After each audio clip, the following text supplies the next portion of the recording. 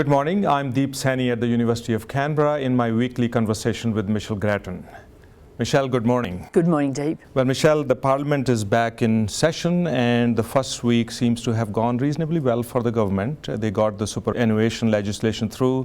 They've made progress on the industrial legislation that they had used to trigger the double dissolution election. Do you think government has reasons to be happy about how the week has gone? I think it's particularly pleased with getting the first leg of the industrial legislation through. This is the legislation which will toughen the governance rules for trade unions. Malcolm Turnbull indeed believes that this is perhaps even more significant than the Australian Building and Construction Commission legislation, which is still to be considered or voted on, because it goes right across the board with trade unions. It will affect governance everywhere, and it is therefore quite a major achievement for the government, which is anxious to end this year with solid legislative achievements. Now, what did happen, of course, the end of the week is that the government still hasn't reached any finality on the backpacker legislation, and that is a problem. And that's a big flashpoint. And what are the chances that they'll actually get it through? I think that they will get it through in the end. I think there'll be further compromise.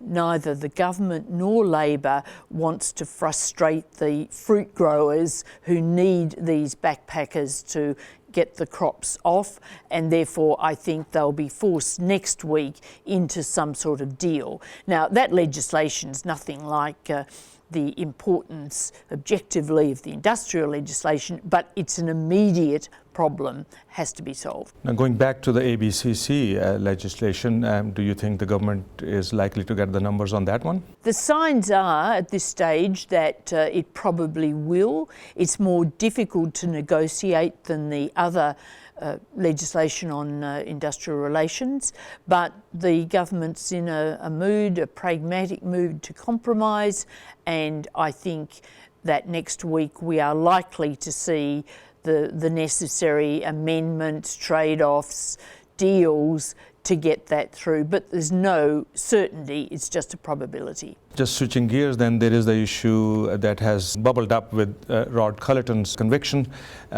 He's gotten himself into some difficulty with the leader, Pauline Hanson. How is this going to play out, and what does the future look like? This has been a pretty interesting scene this week, and fairly colourful too.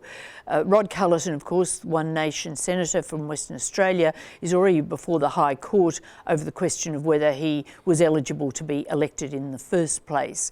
But then he got himself into further trouble by writing to a Queensland magistrate a letter that could be taken as possibly perverting or seeking to pervert the course of justice. Queensland government referred this to the police. Now, the senator totally denies he was trying to do this. But Pauline Hanson didn't know about the letter, was embarrassed, called him in, he didn't attend the meetings. Finally, they got together. But what this shows, I think, is the general tension in the One Nation group.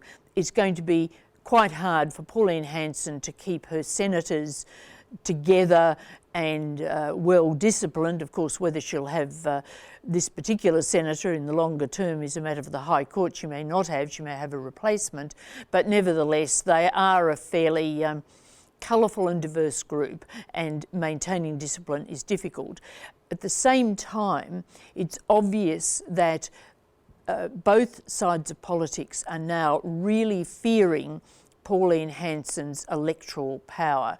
We heard George Brandis caught on an open mic telling the Victorian Liberal president that One Nation really was going to be quite significant at the next state election, and I think that both sides of politics feel that that is the Queensland election. There'll be a test early next year in Western Australia where One Nation is polling quite well, very strongly indeed, in the seat of the National Party leader over there. So you have this paradox in a sense, rising importance of One Nation electorally, but difficulties in keeping the show together in Canberra, in the Senate, where of course it's also powerful. You think these are shades of United States and prior to that Brexit that are creeping in? There's no doubt that this is our Trumpism, as it were, and that is important because it is reflecting that electoral discontent that we see in other comparable countries. Well, thank you, Michelle. Let's see what happens next week. Thanks very much, Deep.